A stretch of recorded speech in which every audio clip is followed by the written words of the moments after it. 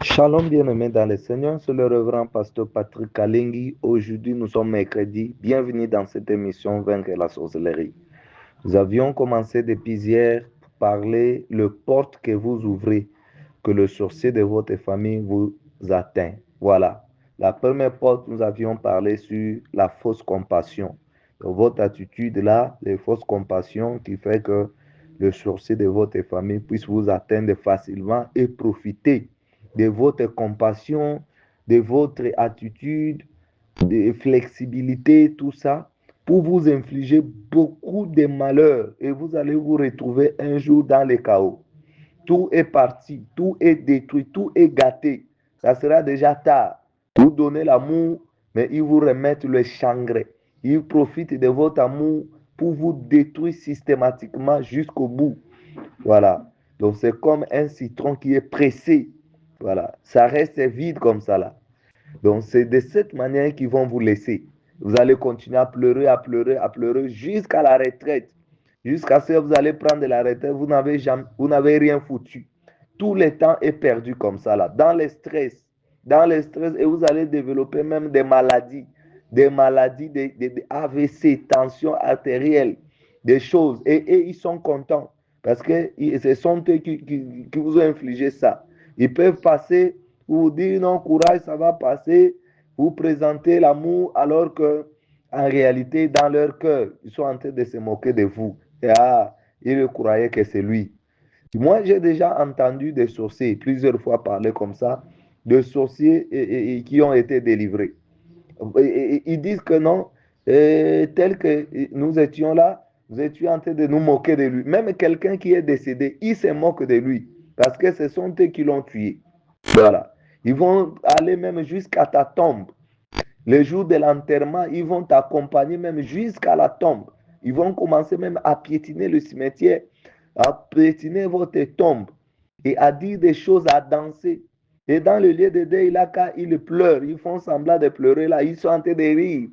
Donc, celui qui a les yeux spirituels, il les verra en train de rire, de se moquer, de danser, de fêter. Mais extérieurement, vous allez voir qu'il est en train de pleurer. Alors qu'en réalité, il est en train de rire, de se moquer, de dire, ah, il se croyait, il est fini, il est foutu. Son histoire est terminée ici. Va en paix, repose en paix. Voilà. Donc, c'est compliqué avec le sorcier. Les sorciers, je vous dis que le sorcier, c'est un agent des ténèbres, c'est un agent physique, c'est un représentant légal de Satan dans une famille, sur la terre, quelque part. Donc, partout où un sorcier est, il représente légalement Satan. Et qu'est-ce que Satan fait? Satan vole, il détruit, il égorge. Donc, même si c'est ton père, même si c'est ta mère, ton frère, ta soeur, ta tante, ton oncle, ne le vois pas comme ça là. Toi, tu as compassion de lui, donc tu as l'amour fraternel envers lui. Mais lui là, dans son cœur là, le cœur là, donc ça n'existe plus. D'ailleurs, parce que quand on devient sorcier, on change même le cœur. On vous enlève le cœur humain, on vous donne le cœur animal. Vous allez comprendre quand vous allez suivre, si vous pouvez suivre mon enseignement sur YouTube sur l'identité d'un sorcier, vous allez comprendre qui est réellement un sorcier. Qui est réellement un sorcier parce que vous êtes emballé comme ça là. Vous voyez, ah, c'est mon frère, ah, c'est ma soeur, ah, c'est mon oncle, c'est ma tante. Vous les voyez comme ça là, mais lui, il ne te voit pas pareil. Lui, son propre frère, c'est le membre de sa confrérie. Lui, son propre père, c'est le membre de sa confrérie. Tout ce qu'on lui demande, il va le faire. Même si on lui demande ta tête, même si tu es sa fille, tu es son fils, même si tu es son père, tu es sa mère, même si tu es son oncle ou qui, dès qu'on lui demande là-bas dans leur confrérie, donnez-nous tel, il lui donne sans hésitation. Méfiez-vous aux gens qui disent que non, on m'avait demandé, j'avais refusé. Non, il n'avait pas refusé. Il n'avait pas refusé. Moi, quand je fais des aveux de sorciers, c'est parfois pareil. Ils sont des menteurs. Ils peuvent te mentir, non, pasteur, on m'avait dit de donner mon père, alors j'ai refusé. Voilà. J'ai dit, non, tu es un menteur. Est-ce que toi, tu peux refuser quand on te demande là-bas? Non. Bon, c'est toi qui n'as pas reçu à tuer ton père. Et quand tu n'as pas reçu à tuer ton père, tu as donné ses finances, n'est-ce pas? Et il va accepter, oui, pasteur. Ah, voilà. Mais tu l'as tué déjà. Tu l'as tué, il vit comment? Il vous prend en charge comment? Il prend la charge de la maison comment? Tout est mécanique pour lui. Tout est stressant. Il doit pleurer pour avoir un fils qu'à manger. Et toi, tu es là. Toi, tu es là, tu vois tout ça. Voilà. Donc, fermez les portes. Sinon, les sorciers de votre famille vont vous vider. Vont vous vider. Voilà. La deuxième porte, c'est l'absence de foi ou autrement dit, le doute qui te pousse à ouvrir la porte de ta bouche, même parfois, pour donner un accès illégitime à l'attaque de la sorcellerie familiale par le biais de tes pensées. Spirituellement, le doute désarme intérieurement, car un esprit partagé manque d'ancrage. C'est pourquoi il est écrit, celui qui doute est semblable au flot de la mer, agité par le vent et poussé de côté et d'autre. Jacques chapitre 1, verset 6. Le doute n'attaque pas seulement ta pensée, il attaque ta stabilité spirituelle. Or, tu combats la sorcellerie familiale par ta foi en Dieu, n'est-ce pas? Or, le doute, lorsqu'il s'impose à toi, sans que tu ne le repousses, te fera penser et parler contre ta propre destinée. Quand ta foi baisse, souvent tes paroles intérieures, c'est-à-dire tes pensées, changent malheureusement. Ta vision s'affaiblit aussi. Tu baisses ta fréquence vibratoire, ta protection spirituelle en tout temps de Dieu. C'est ici une porte ouverte. En vrai dit, celui qui perd la foi, c'est celui qui perd l'espoir. Il perd confiance en Dieu. Il n'attend plus l'intervention divine. Par conséquent, il murmure, il se lamente. Et c'est tout. Quand tu commences déjà à te lamenter, à murmurer, à cause des souffrances, de tes problèmes, tout ça, c'est déjà une porte ouverte que le sorcier de ta famille vont t'attaquer. Le murmure, les lamentations. Non, tu te lamentes parce que tu as des problèmes, tu as beaucoup encaissé dans ton cœur. En tout cas, ces gens-là, ils t'infligent beaucoup de problèmes, beaucoup de choses. J'ai déjà fait des aveux de sorciers qui ont dit que non, j'ai infligé ça à mon père pour qu'il ne prie plus. J'ai infligé ça. Je vous avais parlé à la fille que nous avions délivrée par la grâce du Seigneur, qui est aujourd'hui vraiment une chrétienne fervente. Alléluia. Qui n'est plus sorcière que le Seigneur. Vraiment, le diable, c'est une fille très intelligente que le diable voulait détruire en lui donnant la sorcellerie, tout ça. Franchement. Et elle avait dit quoi? Elle avait jeté des boutons à son père pour que son père ne prie plus. Donc, en d'autres termes, c'est détruire la foi de son père à cause des boutons qui étaient apparus sur lui. Et qu'est-ce qu'il a fait encore? Donc, elle a vendu le bras de sa grand-mère dans la sorcellerie. Donc, physiquement, là, sa grand-mère a connu l'accident et le bras est devenu foutu. Donc, tout ça, pourquoi? C'est pour le décourager à ne plus prier. Donc, elle voulait en réalité détruire sa foi pour qu'elle ne prie plus, qu'elle ne voit plus la bonté de Dieu. Elle dit, ah, Dieu, vraiment, Dieu est là. Dieu permet vraiment que je sois comme ça. En tout cas, Dieu ne m'aime pas. Ça va te décourager, même si tu étais un chrétien fervent. Donc, ta foi est détruite comme ça, là. Vous voyez, les sorciers sont des spécialistes à détruire les foi des gens. Ils sont des spécialistes. Voilà. Ne faites jamais cette erreur de murmurer ou de te lamenter. Quand vous priez ou quand vous êtes comme ça là, vous êtes en train de vous lamenter de la vie, de vous plaindre. C'est plus dangereux que fumer. Fumer abîme le corps, mais se lamenter détruit non seulement le corps, mais aussi l'âme. Si vous arrivez à vaincre les lamentations, c'est une immense victoire, car c'est une arme que le diable utilise contre vous. La lamentation est une forme de rébellion et d'incrédulité. Quand le peuple de Dieu est sorti d'Égypte, ils étaient joyeux, mais après seulement quelques mètres, ils ont commencé à regretter l'Égypte, à se concombre, oubliant qu'ils y étaient esclaves là-bas. Vos plaintes sont enregistrées et l'alimentation égale la rébellion. Dans Nombre 14, 1 à 2, après le rapport négatif des espions qui se voyaient comme des sauterelles face à des géants, toute l'assemblée a pleuré toute la nuit et a murmuré contre Moïse et Aaron en disant, Pourquoi ne sommes-nous pas morts en Égypte ou dans ces déserts? Comprenez que tout ce que vous prononcez dans la colère ou la lamentation est enregistré par des anges et même par des démons. Voilà. Et ça donne aux sorciers de votre famille la force d'être attaqué. D'être attaqué. Voilà. Je vous avais dit, si un ambassadeur est mis dans un pays quelconque, il représente valablement son pays. Et si, imaginez, cet ambassadeur commence seulement à murmurer contre son président de la République qu'il a mis là-bas, ou bien il commence à dire mal de son pays, c'est une trahison. C'est la même chose aussi, un enfant de Dieu. Quel que soit ça, vraiment, les choses deviennent mal. Les choses deviennent dures. Il commence seulement à murmurer. Commence à murmurer. Il commence à murmurer, à se lamenter. Donc, les démons savent déjà que tu n'as plus foi en Dieu. Tu n'as plus confiance en Dieu. Pourquoi? Parce que tu as commencé à murmurer. Vous voyez ce que les diables avaient fait à Job. L'objectif, c'était quoi? Tout le malheur que les diables a fait porter à Job, c'était que Job puisse maudire Dieu.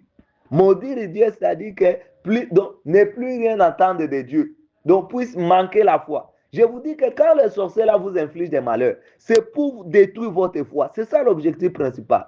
Que vous puissiez plus rien attendre de Dieu, que vous puissiez murmurer, que vous puissiez vous lamenter. Une fois vous vous lamentez, vous murmurez, c'est fini. Vous avez ouvert une porte aux attaques des sorciers dans votre vie. C'est pourquoi même quand tu travailles quelque part, même si ton patron ou tes collègues commencent à t'oppresser, ne te lamente pas, ne murmure pas, ne regrette pas, disant que mais Seigneur, quel type de travail que tu m'as donné, tu commences à te lamenter, à te murmurer. Ah, je vais démissionner. Ah, donc tout ce que tu es en train de dire là, c'est enregistré. Et tu te verras que tu es chassé du travail et même pour trouver un autre travail, ce sera très difficile. Même si le travail est très difficile, donc il faut prendre le temps de prier, de remercier Dieu, de rendre grâce à Dieu pour ce travail-là. Tout ça et de demander à Dieu de changer ta condition, tout ça, sans murmurer, sans te lamenter. Mais si tu commences à regretter de ce travail-là, à te lamenter et à dire, tu commences à parler à ce travail-là, c'est Dieu d'ailleurs, ceci, cela, ceci, cela. Donc, tes lamentations feront en sorte que même le travail en question va se gâter. Qui vont gâter, ce sont les sorciers. Pourquoi? Parce qu'ils ont les droits légaux. C'est quoi les droits légaux? Toi-même, tu as ouvert la porte, pas de lamentation, de murmures. Même chose avec le mariage. Tu entres dans un mariage là. Tu commences à te lamenter pour ce mariage là. Tu te lamentes, tu te lamentes, tu te lamentes. Au lieu de prier, tu te lamentes. Alors, finalement, le mariage sera brisé. Pourquoi? Parce que le sorcier là, ils ont des esprits, ils ont placés par-ci, par-là. Ils ont des esprits qu'ils ont assignés juste pour t'observer. Ils enregistrent tout. Donc, les sorciers ont des esprits qui sont comme des moniteurs qui font le monitoring sur les terrains avec un carnet, avec un stylo. Et ils enregistrent tout, ils font rapport. Donc, tous ces rapports-là, ce sont des éléments cruciaux, des données importantes que le sorcier utilise pour t'attaquer. Le sorcier n'attaque pas quelqu'un comme ça. Il n'attaque jamais quelqu'un comme ça. Donc, ils prennent le temps d'étudier la personne, de récolter des éléments qui peuvent leur servir pour attaquer la personne. Donc, si tu arrives à dire de quelque chose mauvaise, de murmurer, il faut immédiatement te repentir. Voilà. Au lieu de vous lamenter, rendez grâce en toutes choses. Lorsque vous lamentez, vous activez les démons. Mais lorsque vous rendez grâce, vous activez les anges. Voilà. Regardez notre Seigneur Jésus-Christ. Il voulait ressusciter Lazare, non? Il voulait ressusciter Lazare. Et aussi les miracles qu'il a fait des pains. Multiplier 5 pains et 2 poissons. Il commence toujours par rendre grâce à Dieu. Donc, il prend les 5 pains et les 2 poissons. Il rend grâce pour le paix qu'il avait. Donc, il rend grâce. Mais toi, là, à tout moment, tu te lamentes, tu murmures. Les sorciers, imaginez si tu as un sorcier dans ta main. C'est pourquoi il faut toujours être loin d'un sorcier. S'il vous plaît. Parce que le sorcier n'est pas là en tourisme. Il n'est pas là pour être hébergé par toi par amour ou par compassion. Non. S'il est dans ta maison, c'est pour faire le monitoring. C'est pour récolter des informations, des données pour te détruire. Si tu es éloigné des sorciers, tu verras même quand tu fais tes choses là, en tout cas, ils ne sauront pas. Mais dès que tu es ensemble avec un sorcier, il récolte toute information, toute de nous. Donc, il prend tes points faibles, il utilise ça contre toi pour t'attaquer. Voilà, pour t'attaquer. Alors, il faut considérer le peu et vous avez rendu grâce et refuser définitivement les lamentations dans votre vie. Tu commences à te dire intérieurement, et s'il arrivait à leur fin, et si Dieu ne faisait rien, vous comprenez? Tu pries, n'est-ce pas? Tu as un problème, tu pries, mais tu dis à l'intérieur de toi, ah, s'il arrivait, en tout cas, si Dieu ne faisait rien, si j'arrive à la fin, ou encore, ils sont trop forts, les sorciers là sont trop forts, et si Dieu ne faisait rien, ou encore, ils sont trop forts. Quand tu dis tout ça, oh, je n'arriverai jamais. Ah, d'ailleurs, il faut à un moment donné, il faut arrêter de relater partout. Oh, j'ai des combats, j'ai des combats, j'ai des combats, de relater à tout le monde. Là, tu es en train encore de les encourager. Il faut les ignorer, ces gens-là. Il faut les attaquer en silence. Il faut les attaquer en silence. Mais quand tu commences à dire partout, j'ai des combats, j'ai des combats, j'ai des combats, j'ai des combats, là, tu es en train de les nourrir encore, de les fortifier encore. Voilà. Quand tu parles déjà ça même dans ton cœur, tu ouvres alors la porte à ce que la peur et le doute, qui sont des portes spirituelles, t'ont malheureusement préparé. C'est pourquoi élève ta foi, élève ta foi. Mets des enseignements et des prédications qui élèvent ta foi. Prie, mets tes louanges. Lorsque ta tristesse, la peur et surtout le doute menacent ton homme intérieur. Vous savez les stratégies des sorciers. Il va minimiser même tes efforts. Donc, tout est préparé. Le sorcier ne fait rien pour rien. Le sorcier ne fait rien pour rien. Tout est très bien rodé. Tout est bien préparé. Donc, il t'envoie quelqu'un qui vient te décourager, qui va saboter tes efforts. Ah, il ne sait même pas chanter, il n'a pas une belle voix, il ne sait même pas prêcher. Ah, lui là vraiment. Eh, est-ce que tu vas réussir? Ici, dans ces quartiers, on ne réussit pas. Ici, là, que tu vas commencer à vendre ici. Mettre le restaurant, mettre la boutique. Ah, ça ne tient pas dans ces quartiers ici. Il vient pour te décourager. Maintenant, tu vas te décourager. Donc, éloigne-toi de toute personne toxique. Éloigne-toi de toute personne toxique. Quand tu vois que les gens commencent à te stresser, à t'embêter, à saboter de tes efforts, non, il faut t'éloigner de cet entourage. Un combattant ne peut pas être dans l'entourage des personnes toxiques. Si tu combats la sorcellerie, tu t'entoures des personnes toxiques, en tout cas, ils vont détruire ta foi.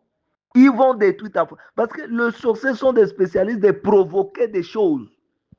De provoquer des choses, de saboter même tes efforts, de mettre en cause même tes talents, de te stresser à tout moment. Même si tu es dans un groupe WhatsApp, même dans le groupe WhatsApp de la famille, il y a des choses, des sorciers qui commencent à provoquer des choses, donc des choses toxiques pour vous stresser à tout. Je te conseille même de te retirer de ces groupes-là.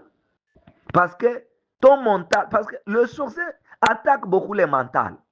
Ils attaquent beaucoup les mentales. Ils savent qu'en attaquant ça, je vais viser ça, je vais viser sa foi. Il se met en colère. Il va faire ceci. Je vais le décourager. Je vais le saboter. Je vais montrer qu'il est nul. Les sorciers ne font rien pour rien. C'est pourquoi dès que tu es entouré de personnes toxiques,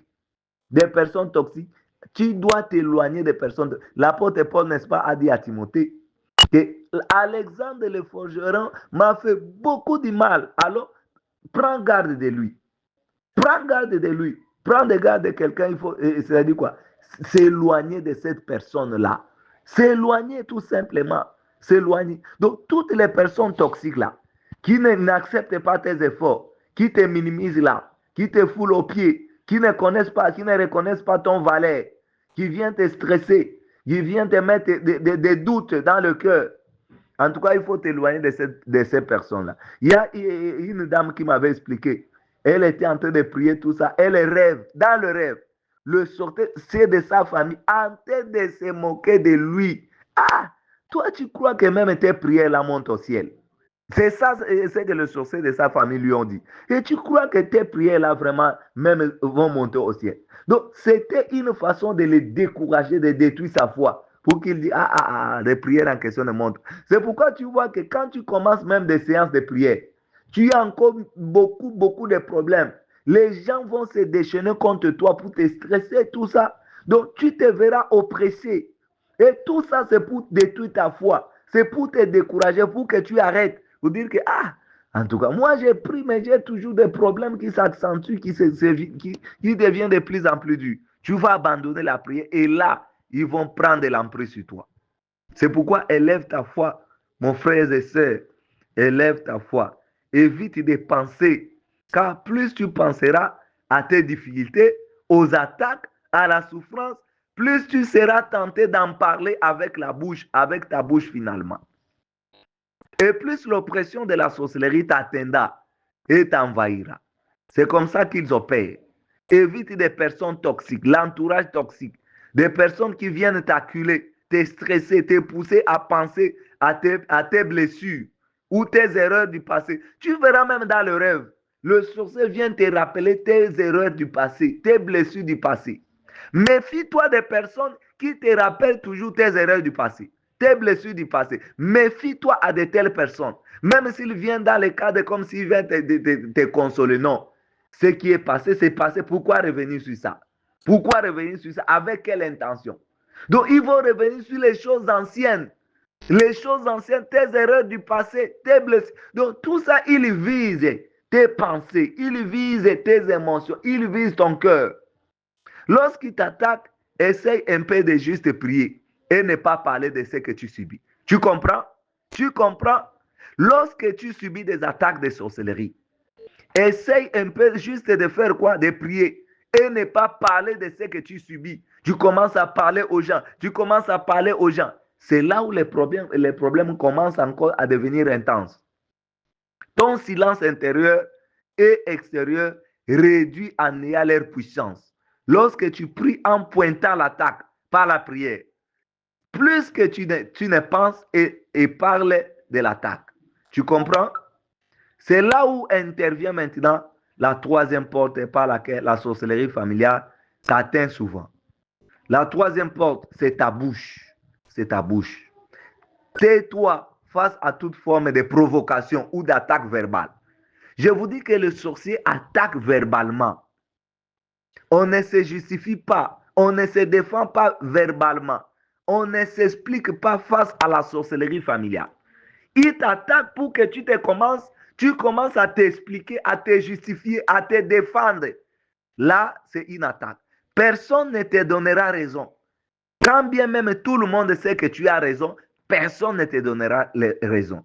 Chaque justification est une fissure. Celui qui s'explique se défend et celui qui se défend est déjà en position d'infériorité. Vous comprenez? Donc, chaque justification est une quoi? Est une fissure. Celui qui s'explique se défend.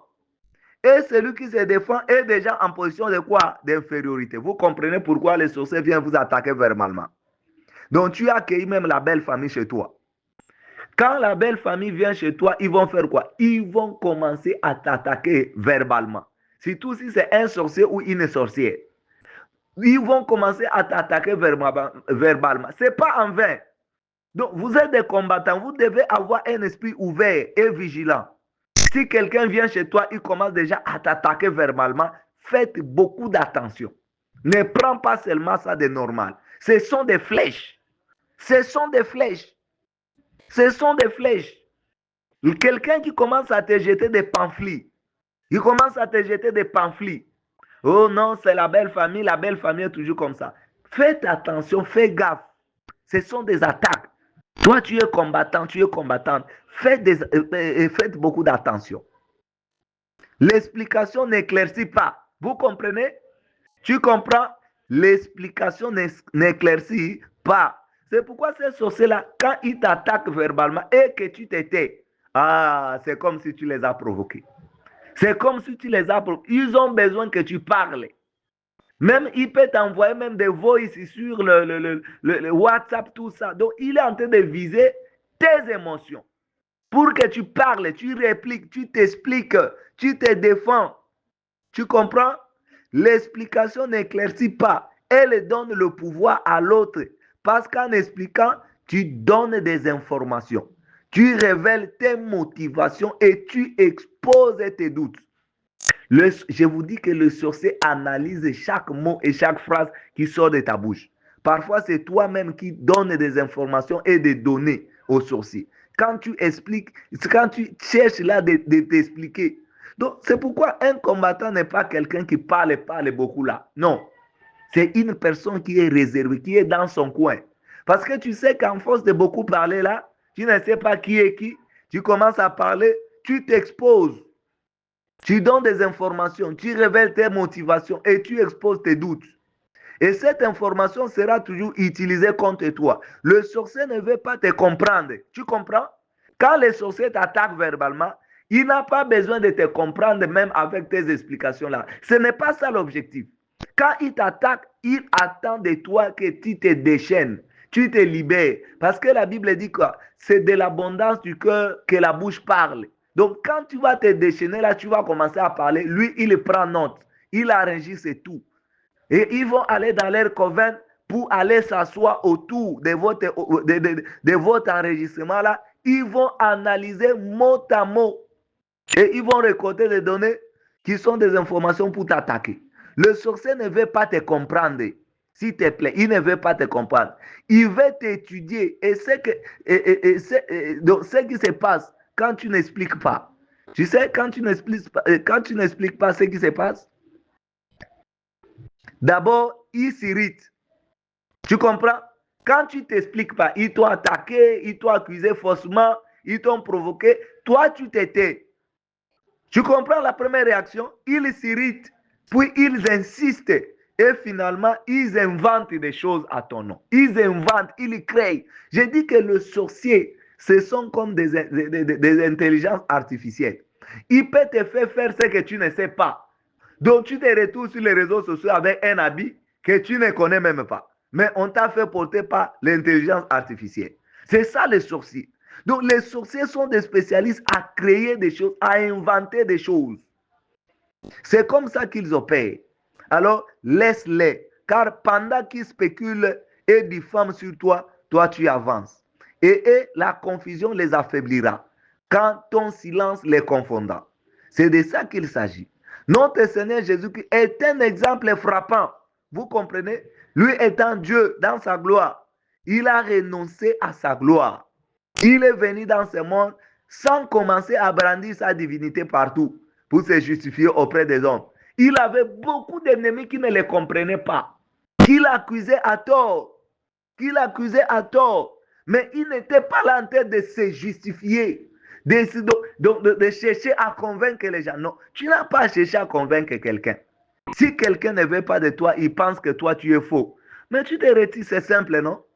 Si quelqu'un a inventé une histoire contre toi, donc tu vas prendre le véhicule de tu dois me voir, tu dois me sentir. Non, non, non, non. Bien aimé, ce sont des erreurs que nous commettons. Ce sont des erreurs que nous commettons. Ce sont des erreurs graves. Ce sont des portes que vous ouvrez. C'est pourquoi la sorcellerie familiale vous ont rendu comme leur enfant chéri. Leur enfant chéri. Quand ils veulent t'atteindre, ils inventent une histoire. Et ils savent que tu vas réagir, tu vas parler, tu vas te justifier. Allez, là, ils sont en train de te manipuler. Toi, tu vas te mettre en colère. Bien aimé, non, tes combats n'est pas physique, c'est spirituel. Quand tu commences déjà à te défendre, à justifier, à te mettre en colère, c'est déjà un combat physique. Donc tu as transité le terrain de bataille. Alors là, tu ne vas pas t'en sortir. Là, c'est très compliqué. Voilà. On a appelé Jésus même fils de charpentier. Il accepte sans se justifier. Élie, prophète, ceci, cela. Il n'a pas le temps de se justifier. Il était concentré, focus. Alors, toi, tu veux te justifier, chercher à convaincre les gens, à t'expliquer, aller même dire aux autres, aller chercher des conseillers, des intervenants, des témoins qui vont te... Non, non, non, non. Tu n'as pas ce temps-là. Tu te retires seulement et tu t'étais dans ton coin. C'est fini.